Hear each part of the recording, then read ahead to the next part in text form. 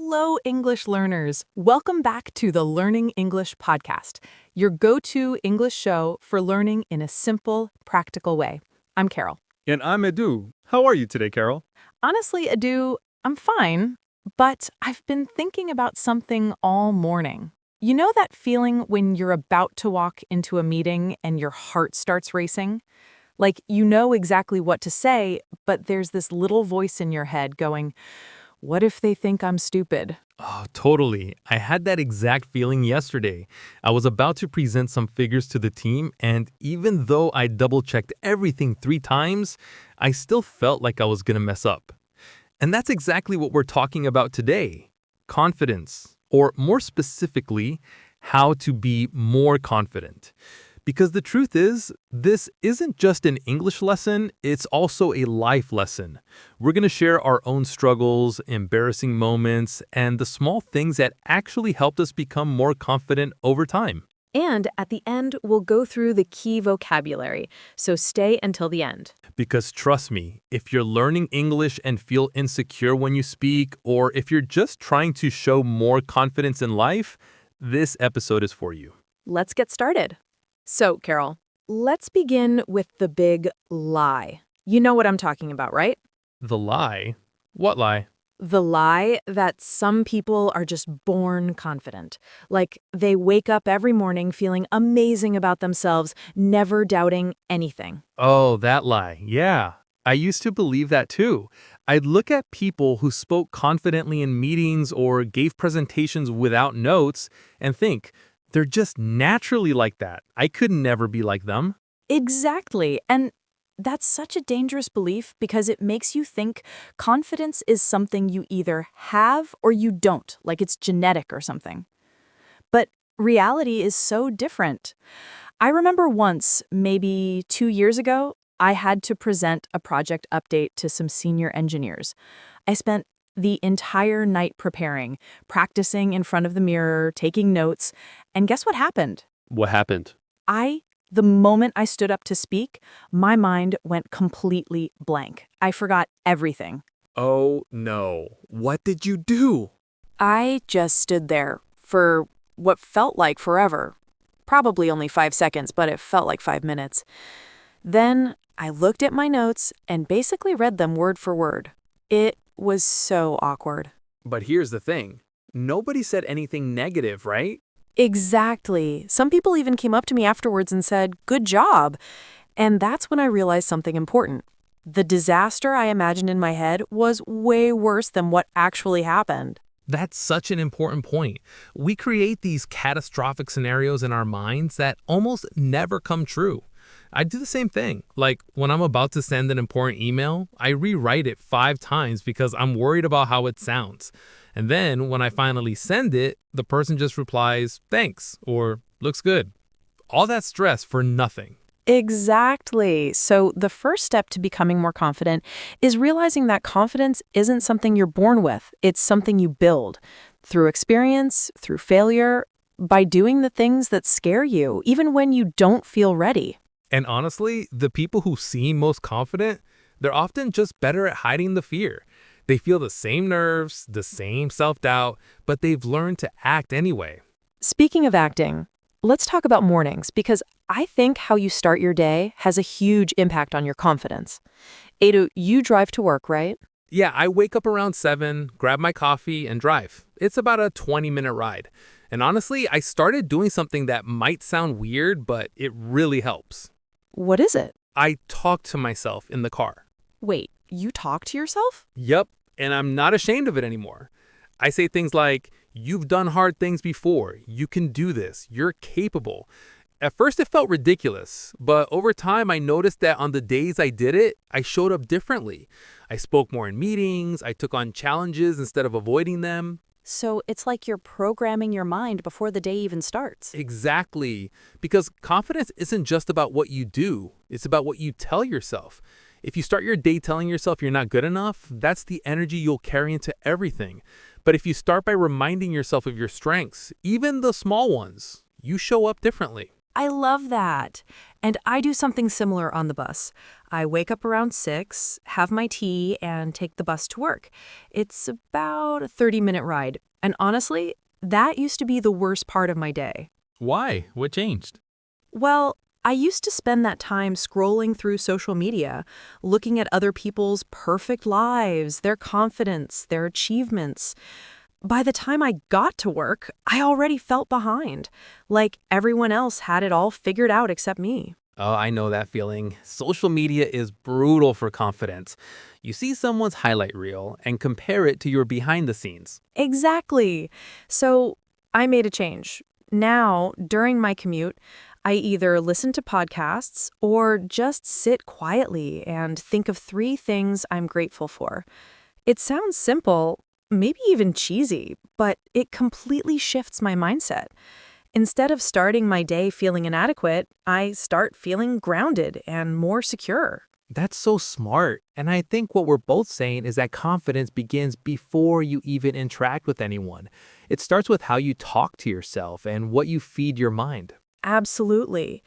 Now let's talk about the workplace, because that's where confidence gets tested the most, right? Oh, definitely, especially in our field.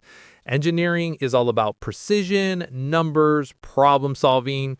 And when you're in a meeting with senior engineers or clients, there's pressure to sound smart, to have all the answers. And the fear of being wrong can be paralyzing. Yes, I remember once we were on site and a client asked me a technical question. I actually knew the answer, but I hesitated. So instead of responding confidently, I said, I think it might be this, but I'm not totally sure.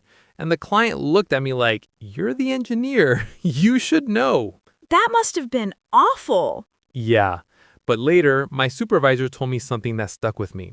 He said, Edu, even if you're not 100% sure, speak with conviction. You can always say, based on my analysis, this is the best approach. And if you're wrong, you adjust. But if you sound unsure, people won't trust you, even when you're right. Wow, that's powerful. So it's not just about being right, it's about how you communicate. Exactly. Confidence at work is often about presence, how you carry yourself, how you speak, how you handle uncertainty. And I learned that it's okay to say, I don't know, but I'll find out. That's actually more confident than pretending you know everything. I totally agree. I used to think confidence meant having all the answers, but now I realize it's more about being comfortable with not knowing and being willing to figure it out. Like last week, a coworker asked me about a new software we were using, and I had no clue. The old me would have panicked or made something up, but instead I just said, I haven't used that feature yet, but let's explore it together. And you know what? It went so much better than faking it. That's real confidence, being secure enough to admit what you don't know. And in Arab culture, there's often pressure to always appear knowledgeable, especially in front of others. But I think true confidence is about being honest about your limits and still showing up anyway. Totally. And speaking of showing up, let's talk about body language, because I think people really underestimate it. Oh, absolutely. Your body language can completely change how you feel and how others see you. I read somewhere that if you hold a power pose for just 2 minutes, like hands on your hips or arms raised, it actually boosts your confidence hormones. Yeah, I've heard that too, and I've tried it. Before important meetings, I go to the bathroom, stand tall with my shoulders back, and just breathe. It sounds silly, but it works. It's like your body sends a signal to your brain saying, we've got this. Exactly. And the opposite is true too. If you're slouched, looking down, crossing your arms, your brain reads that as we're in danger. We're not confident. So even if you don't feel confident, changing your posture can trick your brain into feeling more confident. I've noticed that with eye contact too. I used to avoid it because it made me nervous, but when I started forcing myself to maintain it, even when I felt uncomfortable, people reacted differently. They listened more. They took me more seriously. Yeah, eye contact is huge. It shows you're present and engaged. And in conversations, especially in English, it's a sign of respect and confidence. But I know for many people, especially if it's not part of your cultural norm, it can feel awkward at first. True, but like anything, it gets easier with practice. And here's the thing. Confidence isn't about being loud or dominating the room. You can be quiet and still be confident. It's about feeling comfortable with yourself, speaking clearly, and not apologizing for taking up space. Well said. And I think that's something a lot of English learners struggle with. They think they have to be perfect, sound like a native, never make mistakes. But confidence in speaking English is really about communicating clearly and not being afraid to try. Exactly. And that brings us to probably the most important part of this conversation, failure. Ah, yes, the hard part. Nobody likes talking about failure. But honestly, my biggest failures are what taught me the most about confidence. Can you share a specific failure, Edu? Sure. About a year ago, I was leading a small project. It was my first time managing a team, and I was really excited. But I made a lot of mistakes. I didn't communicate clearly, I micromanaged some people and ignored others, and the project ended up delayed.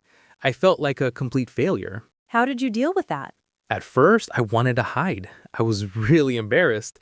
But my manager sat me down and said, Edu, this is how you learn. No one gets it right the first time. The question is, what will you do differently next time? And that changed everything for me. I realized that failure isn't the opposite of confidence. It's part of building confidence, because now I know what not to do. And the next project I led went much better. That's such an important lesson. I had a similar experience. Once, I made a calculation mistake in a project, and I only noticed it when we were already on site. It cost the company time and money. I was devastated. I thought I was going to be fired. What happened? But instead, my supervisor said, mistakes happen. What matters is that you take responsibility and make sure it doesn't happen again. And I did. I created a checklist system for myself, and I've never made that mistake again. So failure actually made you better at your job. Exactly. And it made me more confident because I learned that I could survive failure, I could make a mistake, face the consequences, and come back stronger. And that's more valuable than never having failed. I think many people avoid taking risks because they're afraid to fail. But the irony is, avoiding failure also means avoiding growth. And without growth, you can't build real confidence. Absolutely.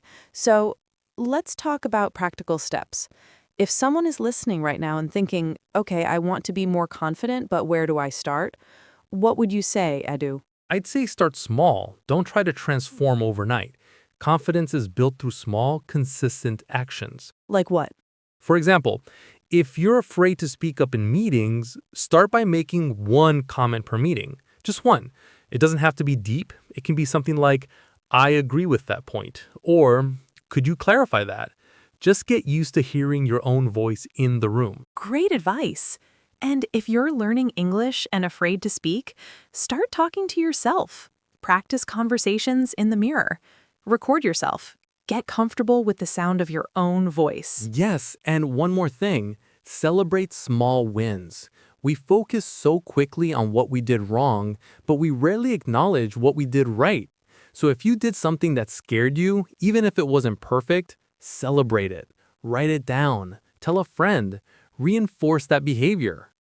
I love that. And also, surround yourself with supportive people. It's hard to build confidence if you're constantly around people who criticize you or make you feel small. Find people who encourage you, who believe in you, even when you don't believe in yourself. And be patient with yourself. Confidence doesn't come overnight. There will be days when you feel great and days when you feel like you're back at square one. That's normal. What matters is that you keep trying. Exactly. And remember, confidence isn't about being perfect. It's about being okay with being imperfect. It's about trying, failing, learning, and trying again. It's about showing up as yourself, even when it's uncomfortable. You know what I think is the most important thing we talked about today? What's that? That confidence is a choice. It's not something that just happens to you. It's something you decide to build every single day through your actions, your thoughts, your habits. Yes. And it's available to everyone. You don't need special talent or a specific personality. You just have to be willing to feel uncomfortable for a while. And here's the good part. The more you practice confidence, the more natural it becomes. It's like a muscle. The more you use it, the stronger it gets. Definitely. And to everyone listening, whether you're learning English, starting a new job, or just trying to stand out more in life, remember this. You are capable. You already have everything you need inside you.